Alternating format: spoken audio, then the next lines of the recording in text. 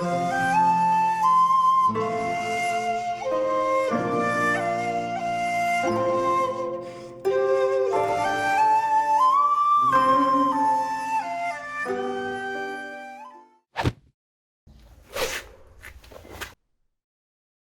everyone, welcome back to yet another tutorial video. So I've had a request for some work on Ushiro Geri. So I finally cleared up the garden, got rid of all those weeds, so it's time to actually do a decent video for you. So what I'm going to do is I want to take you through a few options. So the first thing we're going to do is we're going to look at the technique itself.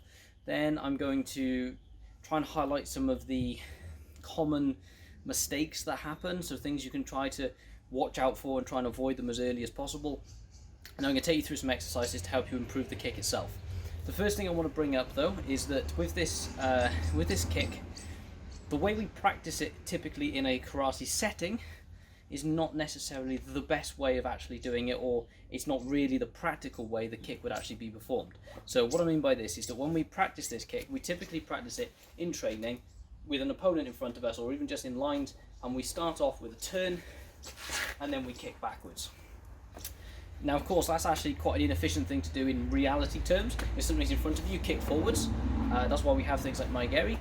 But the practice of the turn, it helps your balance, it helps development. It's great for things like in competition as well. You can catch people off guard. But reality is this kick would actually be done when the opponent is already in a position behind you, and you can just drive straight back into that kick. Okay, so that's the first thing to consider. Right, so the kick itself, things to look out for. If we're doing it in a strictly karate sense, okay, we'll start in a guard position. There's a couple of ways you can practice this depending on your level of proficiency, but we normally teach most beginners with a step across first, and then a rotation.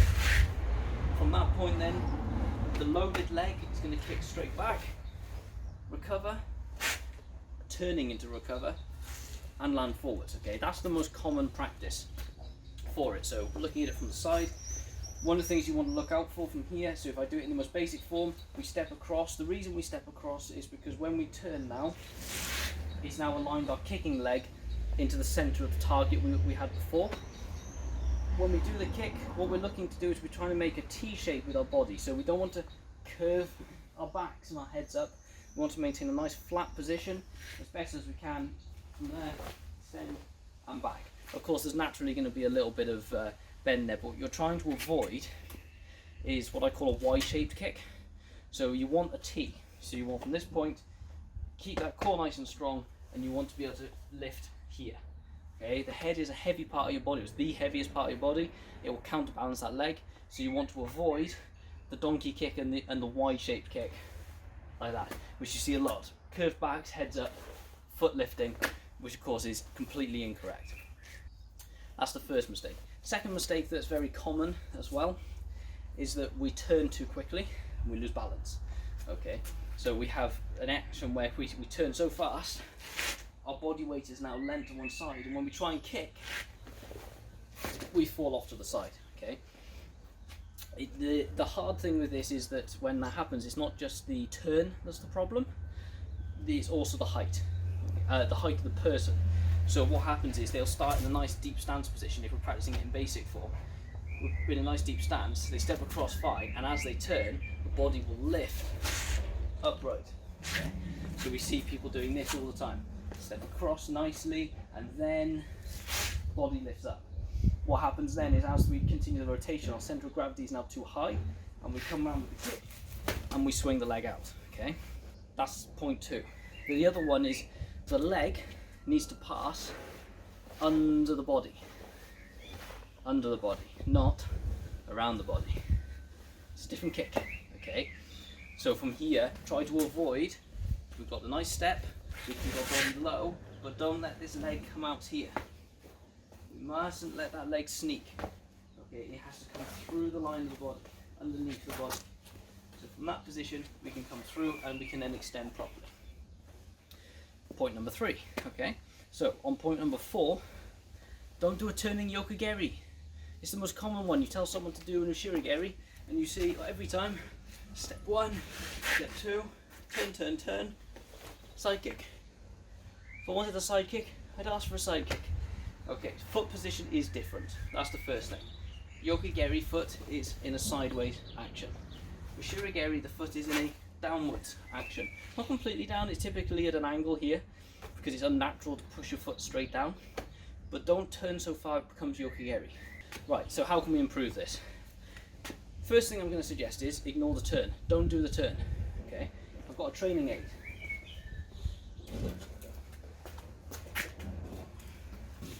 Get a chair, any chair. And what I want you to do is I want you to position yourself in a position, it depends on the height of your chair, but you need to position it in such a way that when you put your hands on it, you're leaning forwards. Take the feet backwards and flatten that back. Now, a little bit like doing a wall press up, and make sure your chair doesn't move like mine did. From that position here, what we're going to do is we're going to lift one leg to kick. So in this case, because I'm this side, I'm going to use my left leg. And what I'm going to do is I'm just going to push that leg back, and I'm going to aim to get my head down towards my hands.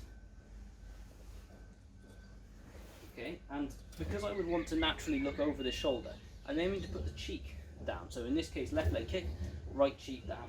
So from here, lift the leg and push it through the bottom. Okay, straight underneath here.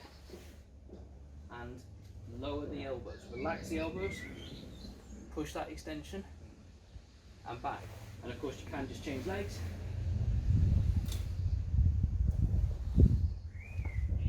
Okay, so the reason I've started you in a lean is because if you start too close, what you end up with instead is you end up with this happening.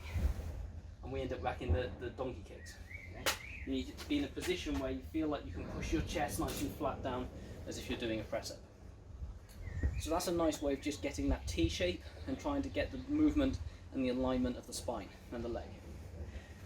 Once you've got that, of course, by all means try it without the chair. And we can simply come from this position here. In fact, I'm going to do it away from you. From this position, stand with your feet apart. Relax your knees, backs up straight, look over the shoulder, and from there, extend, down, change sides, extend, down, and change sides. The next thing you want to look at is the recovery. So at the moment I'm doing the kick so we're not turning, but we can practice the recovery next. We're sort of doing this in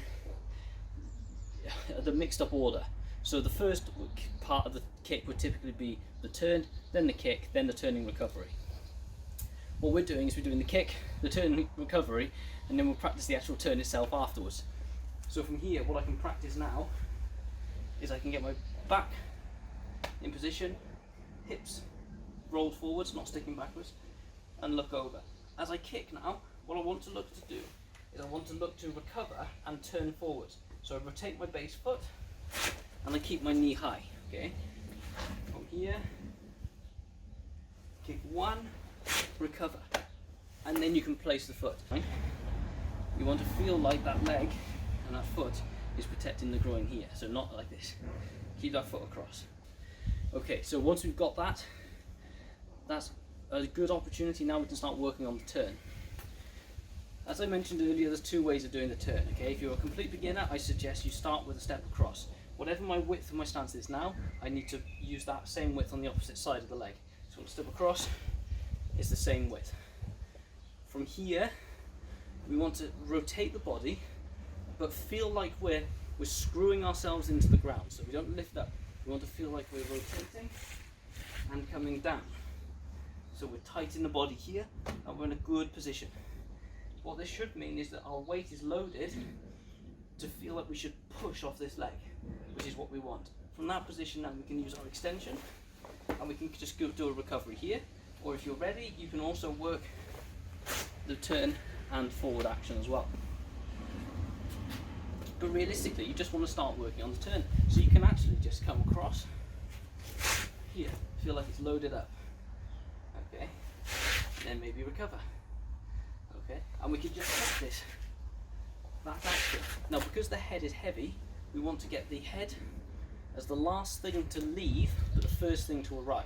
So what I mean by that is this: instead of like this is attached to the point where it can't move, instead of this, what we want to do is we want to keep our head forwards, turn, but my head is still forward. Now at this point my head's going to have to follow, so I'm going to turn my head quickly, and I'm going to make it get there quicker than my body if I can. Alright, so I maintain I and turn.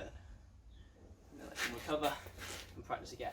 1, 2, and recover. Okay. More advanced practitioners will probably do this without the step. But what it means is that when we rotate our bodies, of course we haven't changed our alignment. So our kick has to come in at an inward angle. So what normally happens is if we hold this point and we turn, if I was to kick in my normal alignment, I'd be going over there. So what we have to do is we have to really turn that body, get ourselves in, and kick on alignment again. Nice little practices you can do. You can even just work a little stepping turn. 1, step recover, step across. 1, recover, step across. 1, and so on. Okay. Once you've got that, put it all together. So from here, step across, rotate, screw yourself down into the floor, kick and extend, recover, and down. Okay. I hope that's helpful. Have a practice, let me know how you get on, and I'll see you soon. Thank you very much.